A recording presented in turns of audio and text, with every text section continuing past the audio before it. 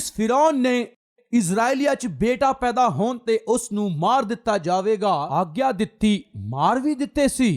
मेरी आग्या कदे टल नहीं सकदी। इस तरह आग्या दित्ती। इस तरह आग्या देण वाले फिरौन नूं परमेश्वर आग्या दे रिहा सी, की जानदे हो, अपनी प्रजा दे लोकां नूं मैं तेरे हत्थों छुड़ावांगा। इस तरह मैं अब्राहम नाल वायदा कीता, उस वायदे दे अनुसार मैं अपने लोकां नूं छुड़ावांगा। छुड़ाउण दे लई मैं एक अगुए नूं भेजांगा, इब्रियां दे बच्चियां नूं मार दो। ये तू आग्या दे रहा है। हुण मेरी आग्या सुन। तैनू अते तेरे राज नूं हराउण दे लई, जितण दे लई मैं एक नूं भेज रहा हां। वो आके तेरे घर दे विच ही पालिया जाएगा, ऐसा मैं करांगा। तेरी बेटी पाले, इस तरह मैं करांगा। इस तरह परमेश्वर ने आज्ञा दी बेटे। फिर वो लड़का उस फिरौन दे घर दे विच ही की पालिया गया। मम्मी, यस, उस घर विच ही पढ़न दे लई बुलाया गया। मम्मी, किसने बुलाया सी? फिरौन दी बेटी ने उस नूं बुलाया। उस लड़के दा जान दा समा भी आ गया। फिर वो लड़का की गया? मम्मी, नहीं बेटे, जान वाला है। कौन है मम्मी? तू ही है वो लड़का। तेनू ही परमेश्वर ने चुन लिया है, साडे गुलामी च पए हुए जीवन नू छुड़ाउण दे लई। परमेश्वर दा चुनिया होया महान अगुआ तू ही है। इस तरह उस दिन ओ लड़के नू मां ने सिखाया। उस मां ने उस लड़के नू कुछ समझ नहीं आ रहा सी। तुसी की कह रहे हो मां? हां बेटे, परमेश्वर ने अब्राहम नाल जेड़ा वायदा कीता सी उस नू पूरा करन दे लई मेरे वर्गी औरत नू ही चुन लिया, तैनू तैयार करन दे लई।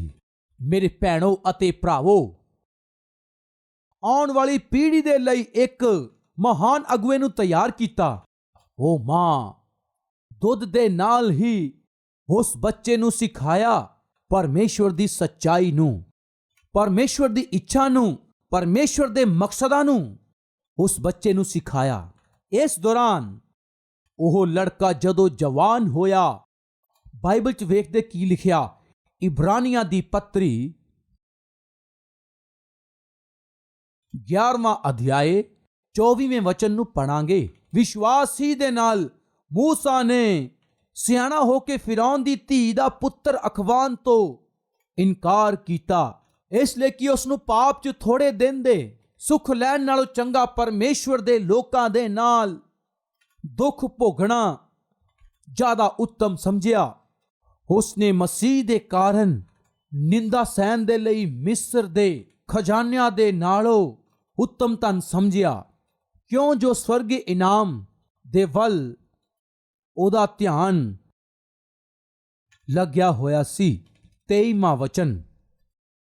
विश्वास दे नाल ही मूसा दे मां बाप ने उसनू पैदा करन तो बाद 3 महीनों तक लुको के रखिया, क्योंकि उन्होंने ने वेख्या कि बालक सोना है अते ओ राजे दे हुक्म तो ना डरे। विश्वास दे कारण की लिखिया है? विश्वास। मूसा दी माता पिता कौन सी जानते हो? विश्वासी सी। परमेश्वर दियां गल्लां ते विश्वास कीता, परमेश्वर दे वचन ते विश्वास कीता। अब्राहम नाल परमेश्वर ने जिस वायदे नू कीता उस वायदे नू पूरा भी करेगा, ओदे ते विश्वास कीता। बेटियां नू मारना ही है, बेटियां नू मारना ही है, ਇਹ सोच के जदों सारे बेटियां नू मार रहे सी, ऐसे समय विच विश्वास दे कारण राजे दे हुक्म तो ना डर के मूसा नू जिउंदा रखन दा फैसला कीता। चाहे कुछ भी हो जावे, ए बेटा जिउंदा रहेगा, प्रभु लई जिउंदा रहेगा, परमेश्वर लई ही जीवेगा। विश्वास नाल टोकरी बनाई। प्रभु जल प्रलय दे कारण जदों सारे लोग नाश हो रहे सी, उस समय नू ਜਹਾਜ਼ ਬਣਾ ਰਹੇ ਸੀ, ਉਸ ਜਹਾਜ਼ ਦੇ ਦੁਆਰਾ ਤੁਸੀਂ ਉਹਦੇ ਪੂਰੇ ਪਰਿਵਾਰ ਨੂੰ ਬਚਾ ਲਿਆ ਸੀ। ਅੱਜ ਜੇ ਅਸੀਂ ਖਤਰੇ 'ਚ ਹਾਂ, ਛੋਟੇ ਬੱਚਿਆਂ ਨੂੰ ਸੁੱਟ ਕੇ ਨੀਲ ਨਦੀ 'ਚ ਮਾਰਿਆ ਜਾ ਰਿਹਾ ਹੈ, ਮੈਂ ਵੀ ਆਪਣੇ ਬੱਚੇ ਨੂੰ ਇੱਕ ਟੋਕਰੀ ਬਣਾ ਕੇ ਉਸ 'ਚ ਰੱਖ ਦੇਵਾਂਗੀ। ਉਸ ਦਿਨ ਜਿਵੇਂ ਨੂਹ ਦੇ ਪਰਿਵਾਰ ਨੂੰ ਤੁਸੀਂ ਬਚਾਇਆ ਪਿਤਾ, ਉਸੇ ਤਰ੍ਹਾਂ ਮੇਰੇ ਪਰਿਵਾਰ ਨੂੰ ਵੀ ਬਚਾ। ਜਿਵੇਂ ਨੂਹ ਦੇ ਪਰਿਵਾਰ ਨੂੰ ਤੁਸੀਂ ਬਚਾਇਆ, ਮੇਰੇ ਬੱਚੇ ਨੂੰ ਵੀ ਬਚਾ।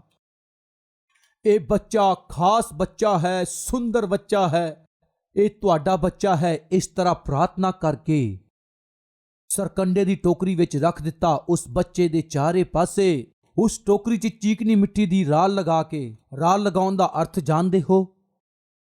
ਨੀਲ ਨਦੀ ਦੀਆਂ ਖਤਰਨਾਕ ਲਹਿਰਾਂ ਆ ਕੇ ਇਸ ਬੱਚੇ ਨੂੰ ਛੂ ਨਾ ਸਕੇ, ਕੋਈ ਵੀ ਖਤਰਾ ਇਸ ਬੱਚੇ ਤੱਕ ਨਾ ਪਹੁੰਚ ਸਕੇ। ਚਾਰੇ ਪਾਸੇ ਵਾੜਾ ਲਗਾ ਦਿੱਤਾ। ਮਾਂ ਨੇ ਬੱਚੇ ਦੇ ਚਾਰੇ ਪਾਸੇ ਵਾੜਾ ਬੰਨਣਾ ਹੈ। ਮਾਂ-ਬਾਪ ਸੁਣ ਰਹੇ ਹੋ? ਅਸੀਂ ਸੰਸਾਰ 'ਚ ਰਹਿਣਾ ਹੈ, ਪਰ ਸੰਸਾਰ ਸਾਡੇ ਵਿੱਚ ਨਾ ਰਹਿ ਸਕੇ। ਸਾਡੇ ਬੱਚਿਆਂ ਨੇ ਸੰਸਾਰ 'ਚ ਰਹਿ ਕੇ ਪੜ੍ਹਾਈ ਲਿਖਾਈ ਕਰਨੀ ਹੈ, ਪਰ ਸੰਸਾਰ ਉਹਨਾਂ ਦੇ ਜੀਵਨ ਦੇ ਵਿੱਚ ਪ੍ਰਵੇਸ਼ ਨਾ ਕਰ ਸਕੇ। ਸਾਡੇ ਬੱਚਿਆਂ ਨੂੰ ਸਕੂਲ ਜਾਣਾ ਪੈਂਦਾ ਹੈ, ਕਾਲਜ ਜਾਣਾ ਪੈਂਦਾ ਹੈ, ਕਈ ਵਾਰ ਪੜ੍ਹਾਈ ਕਰਨ ਦੇ ਲਈ ਦੂਸਰੇ ਇਲਾਕੇ ਅਤੇ ਦੇਸ਼ਾਂ ਦੇ ਵਿੱਚ ਜਾਣਾ ਪੈਂਦਾ ਹੈ। ਐਸੇ ਸਮੇਂ 'ਚ ਬਹੁਤ ਸਾਰੇ ਮਾਂ-ਬਾਪ ਡਰਦੇ ਰਹਿੰਦੇ ਆ।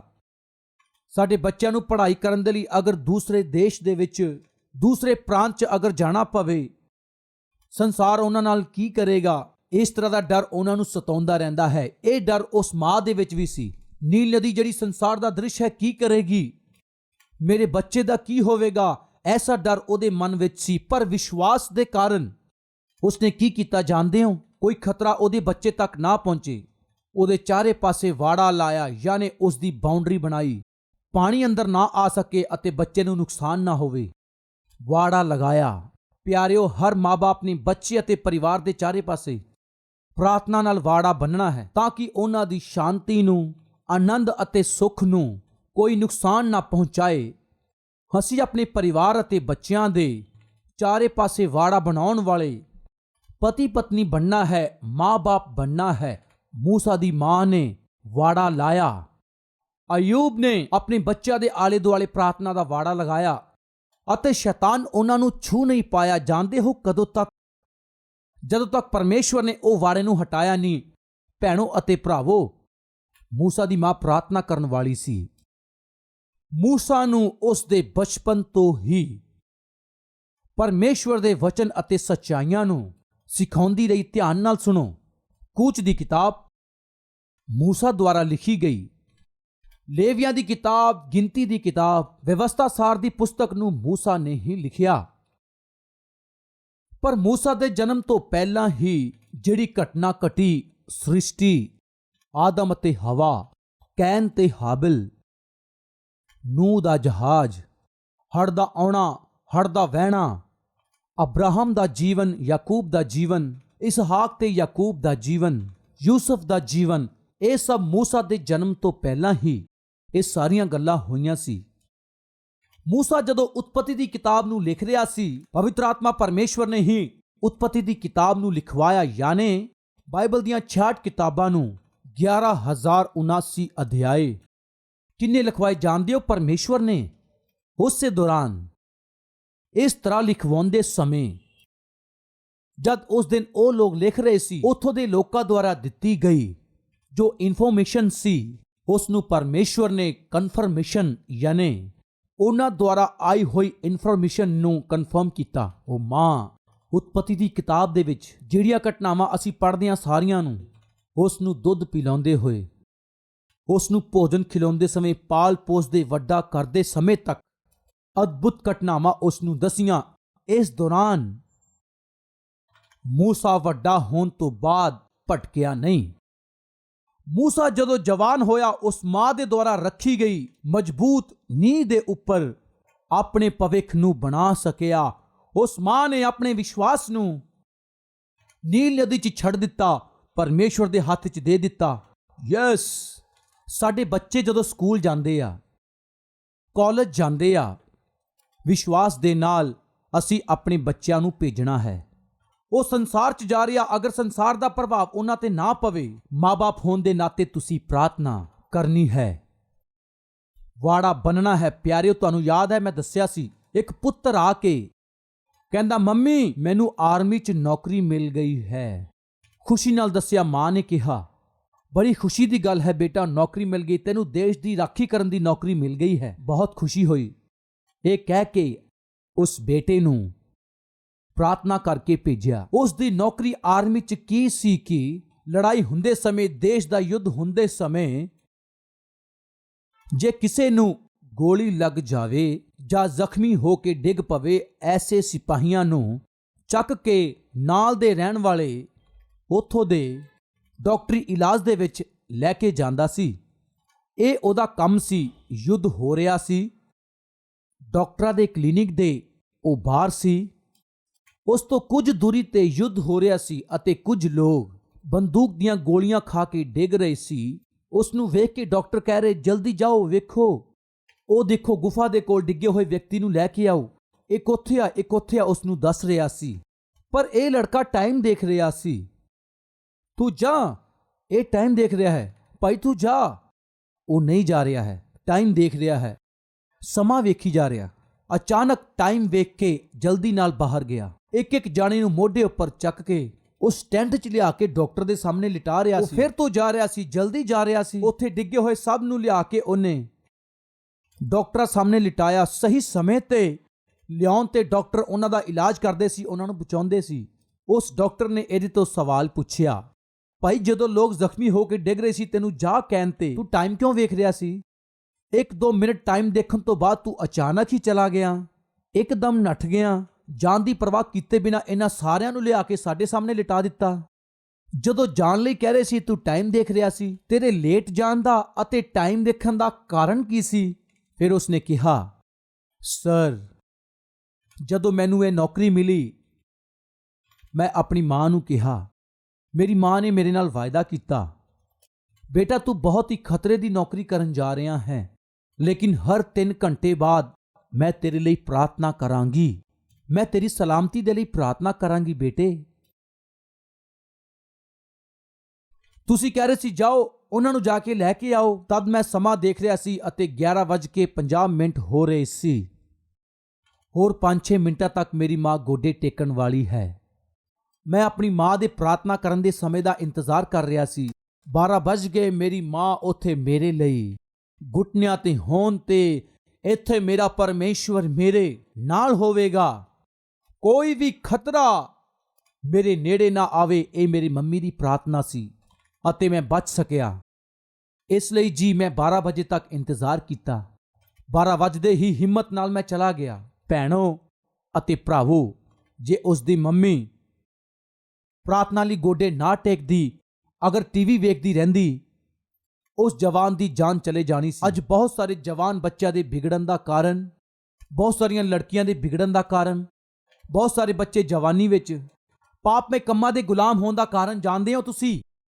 ਜਿਹੜੇ ਮਾਂ-ਬਾਪ ਨੇ ਪ੍ਰਾਰਥਨਾ ਕਰਨੀ ਸੀ, ਬੱਚਿਆਂ ਦੇ ਚਾਰੇ ਪਾਸੇ ਵਾੜਾ ਬੰਨਣਾ ਸੀ, ਐਸੇ ਪੇਰੈਂਟਸ ਧਿਆਨ ਨਹੀਂ ਦੇ ਰਹੇ, ਪ੍ਰਾਰਥਨਾ ਨਹੀਂ ਕਰ ਰਹੇ।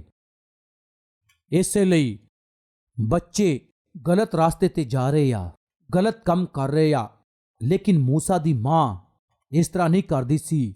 ਮੂਸਾ ਦੇ ਚਾਰੇ ਪਾਸੇ ਵਾੜਾ ਬੰਨ੍ਹਦੀ ਸੀ, ਸੇਫਟੀ ਲਾਉਂਦੀ ਸੀ, ਪਾਣੀ ਅੰਦਰ ਆ ਕੇ ਕਿਤੇ ਬੇਟੇ ਨੂੰ ਨੁਕਸਾਨ ਨਾ ਪਹੁੰਚਾਵੇ। ਉਸਨੇ ਵਾੜਾ ਬੰਨ੍ਹਿਆ।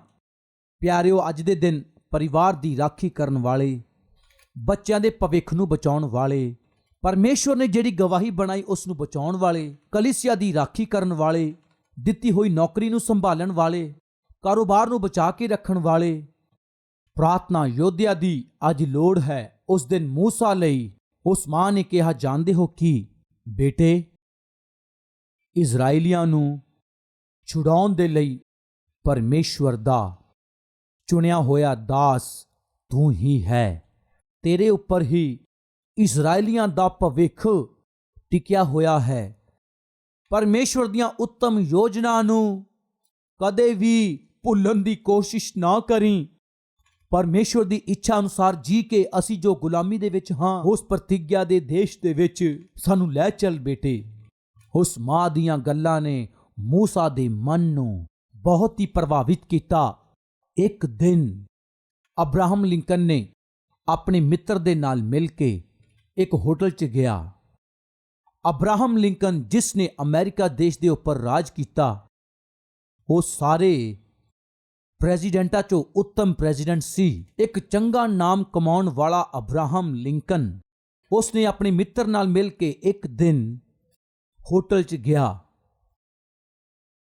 ਉਸ ਮਿੱਤਰ ਨੇ ਜਲਦੀ ਨਾਲ ਸ਼ਰਾਬ ਦੀ ਬੋਤਲ ਮੰਗਵਾਈ, ਅਬਰਾਹਮ ਲਿੰਕਨ ਦੇ ਸਾਹਮਣੇ ਰੱਖ ਦਿੱਤੀ। ਬ੍ਰਦਰ, ਆਪਾਂ ਬਚਪਨ 'ਚ ਕਦੇ ਪੜ੍ਹੇ ਸੀ ਅਤੇ ਅੱਜ ਆਪਾਂ ਮਿਲੇ ਆ। ਤੁਹਾਡੀ ਪੋਸਟ ਤੇ ਪੋਜੀਸ਼ਨ ਬਦਲ ਗਈ ਆ, ਤੁਸੀਂ ਪ੍ਰੈਜ਼ੀਡੈਂਟ ਬਣ ਗਏ ਹੋ। ਮੈਂ ਤਾਂ ਆਪਣੀ ਜ਼ਿੰਦਗੀ ਜੀ ਰਿਹਾ ਹਾਂ। ਇਸ ਖੁਸ਼ੀ ਦੇ ਮੌਕੇ ਤੇ ਆਪਾਂ ਜ਼ਰੂਰ ਪੀਵਾਂਗੇ। ਇਹ ਕਹਿ ਕੇ ਉਸ ਮਿੱਤਰ ਨੇ ਸ਼ਰਾਬ ਦੀ ਬੋਤਲ ਨੂੰ ਜਦੋਂ ਖੋਲ੍ਹਿਆ, 2 ਗਿਲਾਸਾਂ 'ਚ ਪਾਈ। ਉਹ ਮਿੱਤਰ ਜਲਦੀ ਜਲਦੀ ਪੀ ਰਿਹਾ ਸੀ, ਪਰ ਅਬਰਾਹਮ ਲਿੰਕਨ ਚੁੱਪਚਾਪ ਬੈਠਾ ਸੀ। ਭਾਈ, ਕੀ ਹੋਇਆ? ਪਾਰਟੀ ਕਰਾਂਗੇ, ਪੀਵਾਂਗੇ, ਪੀਓ ਨਾ। ਮੈਂ ਨਹੀਂ ਪੀਵਾਂਗਾ। ਕਿਉਂ? ਕਾਹਦੇ ਲਈ? ਮੈਂ ਕਿਸੇ ਨੂੰ ਵਚਨ ਦਿੱਤਾ ਹੈ। ਕੀ ਵਚਨ ਦਿੱਤਾ ਹੈ? ਜੀਵਨ ਭਰ ਸ਼ਰਾਬ ਨੂੰ ਹੱਥ ਨਹੀਂ ਲਾਵਾਂਗਾ। ਮੈਂ ਕਿਸੇ ਨੂੰ ਵਚਨ ਦਿੱਤਾ, ਉਸ ਵਚਨ ਨੂੰ ਮੈਂ ਤੋੜ ਨਹੀਂ ਸਕਦਾ। ਇਹ ਸੁਣਦੇ ਹੀ ਜਿਹੜਾ ਪੀ ਰਿਹਾ ਸੀ ਉਹ ਹੈਰਾਨ ਹੋ ਗਿਆ। ਕਿਹਨੂੰ ਵਚਨ ਦਿੱਤਾ ਹੈ? ਕਿਸਨੇ ਤੇਰੇ ਤੋਂ ਵਚਨ ਲਿਆ ਹੈ? ਅਬਰਾਹਮ ਲਿੰਕਨ ਨੇ ਕਿਹਾ, ਮੇਰੀ ਮਾਂ ਗਰੀਬੀ 'ਚ ਮੈਨੂੰ ਪਾਲਿਆ ਪੋਸਿਆ। ਮੈਂ ਗਰੀਬੀ 'ਚ ਜਨਮ ਲਿਆ, ਪਰ ਮੇਰੀ ਮਾਂ ਨੇ ਮੈਨੂੰ ਕਦੇ ਵੀ ਆਤਮਿਕਤਾ 'ਚ, ਮੇਰੇ ਜੀਵਨ 'ਚ ਕਦੇ ਕਮੀ ਨਹੀਂ ਹੋਣ ਦਿੱਤੀ। ਮੈਨੂੰ ਚੰਗੀ ਸਿੱਖਿਆ ਦੇ ਨਾਲ ਪਾਲਿਆ। ਇੱਕ ਦਿਨ ਮੈਨੂੰ ਬਚਪਨ 'ਚ ਗੋਦ 'ਚ ਬਿਠਾ ਕੇ ਮੇਰੀ ਮਾਂ ਨੇ ਕਿਹਾ, ਮੇਰੇ ਬੇਟੇ, ਤੂੰ ਆਪਣੇ ਜੀਵਨ 'ਚ ਕਦੇ ਵੀ ਇਹ ਗਲਤੀ ਨਹੀਂ ਕਰੇਂਗਾ, ਮੈਨੂੰ ਵਚਨ ਦੇਏਂਗਾ? ਮੰਮੀ, ਕੀ ਹੈ? ਕਿਸੇ ਵੀ ਦਿਨ ਮੈਂ ਸ਼ਰਾਬ ਨੂੰ ਹੱਥ ਨਹੀਂ ਲਾਵਾਂਗਾ। ਮੈਨੂੰ ਕੀ ਵਚਨ ਦੇਵੇਂਗਾ? ਇਹ ਕਹਿ ਕੇ ਗੋਦ 'ਚ ਬੈਠੇ ਹੋਏ ਮੈਨੂੰ ਉਸਨੇ ਵਚਨ ਲਿਆ। ਮੇਰੀ ਮਾਂ ਨੇ ਮੈਨੂੰ ਬਚਪਨ ਤੋਂ ਹੀ ਇਹ ਸਿੱਖਿਆ ਦਿੱਤੀ, ਸ਼ਰਾਬ ਦੇ ਦੁਆਰਾ ਕਿਸ ਤਰ੍ਹਾਂ ਲੋਕ ਨਾਸ਼ ਹੋ ਜਾਂਦੇ ਆ। ਬਹੁਤਿਆਂ ਨੂੰ ਨਾਸ਼ ਹੁੰਦੇ ਹੋਏ ਮੇਰੀ ਮਾਂ ਨੇ ਵੇਖਿਆ ਸੀ। ਮੈਂ ਇਸ ਤਰ੍ਹਾਂ ਨਾਸ਼ ਨਹੀਂ ਹੋਣਾ, ਬਚਪਨ ਤੋਂ ਹੀ ਆਤਮਿਕ ਗੱਲਾਂ ਸਿਖਾਉਂਦੇ ਹੋਏ ਮੇਰੇ ਤੋਂ ਇਹ ਵਚਨ ਕਿ ਜ਼ਿੰਦਗੀ 'ਚ ਕਦੇ ਨਹੀਂ ਪੀਵਾਂਗਾ, ਇਸ ਤਰ੍ਹਾਂ ਵਚਨ ਦੇ ਮੈਨੂੰ।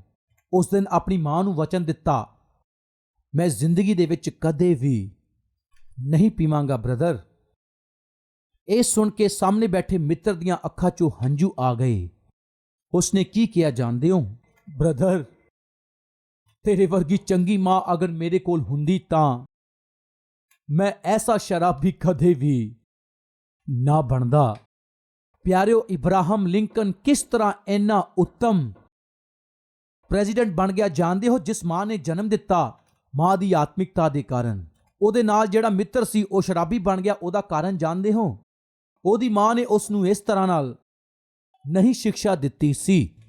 ਭੈਣੋ ਅਤੇ ਭਰਾਵੋ, ਮੂਸਾ ਦੀ ਖਾਸੀਅਤ ਕੀ ਸੀ ਜਾਣਦੇ ਹੋ? ਮੂਸਾ ਦਾ ਨਾਮ ਬਾਈਬਲ 'ਚ ਕਿੰਨੀ ਵਾਰ ਲਿਖਿਆ ਜਾਣਦੇ ਹੋ? ਸੁਸਮਾਚਾਰਾਂ ਦੇ ਵਿੱਚ ਅਸੀਂ ਮੂਸਾ ਦਾ ਨਾਮ 37 ਵਾਰ ਵੇਖਦੇ ਹਾਂ। ਚੇਲਿਆਂ ਦੇ ਕਰਤੱਵ ਦੇ ਵਿੱਚ 19 ਵਾਰ ਵੇਖਦੇ ਹਾਂ।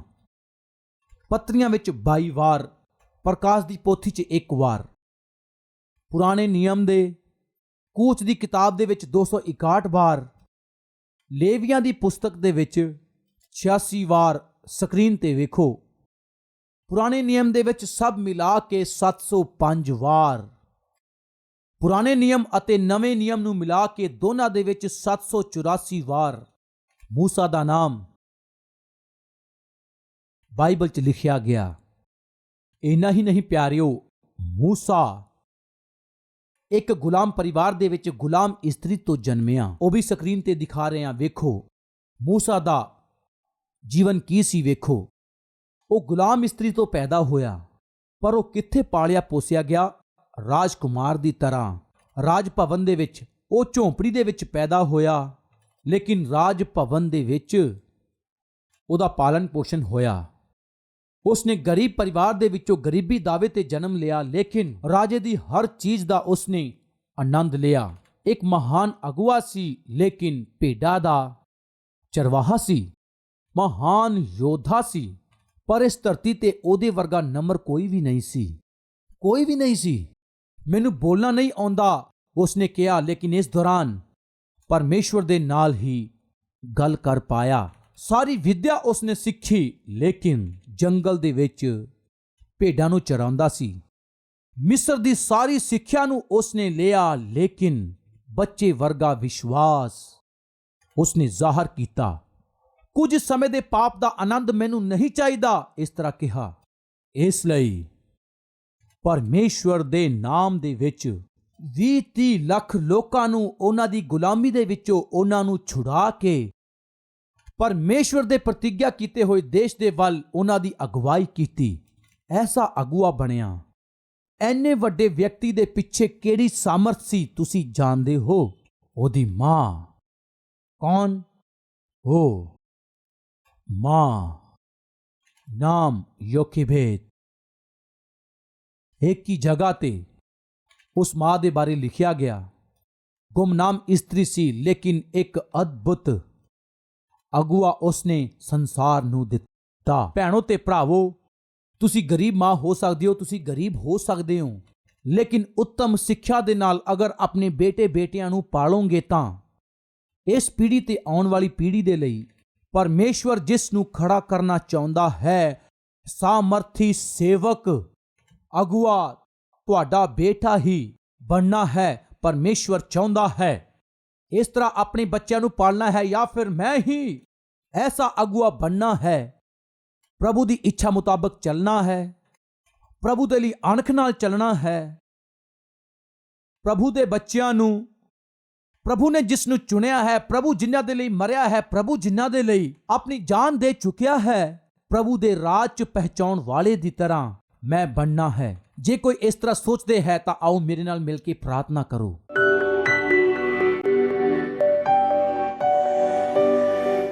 ਮਹਾਨ ਪਵਿੱਤਰ ਪ੍ਰੇਮੀ ਪਰਮੇਸ਼ਵਰ ਪਿਤਾ, ਇੱਕ ਗਰੀਬ ਮਾਤਾ ਅਤੇ ਪਿਤਾ ਜਨਮ ਦੇਣ ਵਾਲੇ ਬੇਟੇ ਨੂੰ ਇੱਕ ਮਹਾਨ ਸੇਵਕ ਦੇ ਰੂਪ ਦੇ ਵਿੱਚ ਉਹਨਾਂ ਨੇ ਪ੍ਰਾਰਥਨਾ ਨਾਲ, ਪ੍ਰੇਮ ਨਾਲ ਉਹਨਾਂ ਦਾ ਪਾਲਣ ਪੋਸ਼ਣ ਕੀਤਾ ਅਤੇ ਉਸ ਬੇਟੇ ਨੇ ਕਿਸ ਤਰ੍ਹਾਂ ਇਜ਼ਰਾਈਲੀਆਂ ਨੂੰ ਗੁਲਾਮੀ ਦੇ ਵਿੱਚੋਂ ਛੁਟਕਾਰਾ ਦਿਲਵਾਇਆ, ਉਸੇ ਤਰ੍ਹਾਂ ਪਿਤਾ ਅੱਜ ਅਸੀਂ ਵੀ ਆਪਣੇ ਧੀਆਂ ਪੁੱਤਰਾਂ ਨੂੰ ਪਿਤਾ ਅਗਰ ਤੁਹਾਡੇ ਡਰ ਭੈ ਦੇ ਵਿੱਚ ਚਲਾਵਾਂਗੇ ਤਾਂ ਪਿਤਾ ਆਉਣ ਵਾਲੀ ਪੀੜ੍ਹੀ ਦੇ ਲਈ ਇਹ ਹੀ ਇੱਕ ਹੋਰ ਮੂਸਾ ਬਣਨਗੇ, ਇੱਕ ਹੋਰ ਯੂਸਫ ਬਣਨਗੇ, ਇੱਕ ਹੋਰ ਇਸਤਰ ਬਣਨਗੇ।